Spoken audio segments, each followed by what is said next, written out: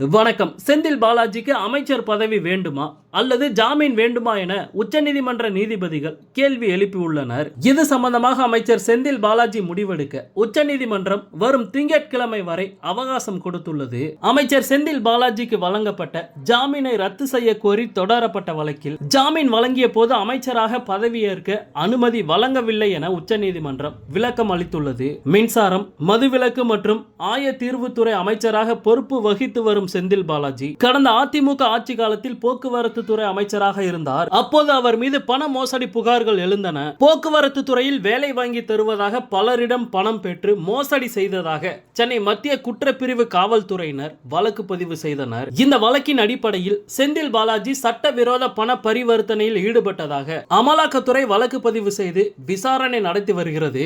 இந்த வழக்கில் அமைச்சர் செந்தில் பாலாஜியை கடந்த 2023ஆம் ஆண்டு கைது செய்த அமலாக்கத்துறை அவரை சிறையில் அடைத்தது. இதனைத் தொடர்ந்து அமைச்சர் செந்தில் பாலாஜி நீதிமன்றங்களில் ஜாமீன் மனுக்களை தாக்கல் செய்தார். ஆனால் அவரது ஜாமீன் மனு தொடர்ந்து நிராகரிக்கப்பட்டு கொண்டே இருந்த நிலையில் அவர் தனது அமைச்சர் பதவியை ராஜினாமா செய்தார். அதன் பிறகு அவருக்கு உச்சநீதிமன்றம் ஜாமீன் வழங்கியது. ஜாமீனில் வெளிவந்த செந்தில் பாலாஜி மீண்டும் தமிழ்நாடு அமைச்சரவையில் இடம்பெற்றார். இந்த நிலையில் அவரது ஜாமீனை ரத்து செய்ய கோரி அமலாக்கத்துறை உச்சநீதிமன்றத்தில் மனு கொடுத்தது.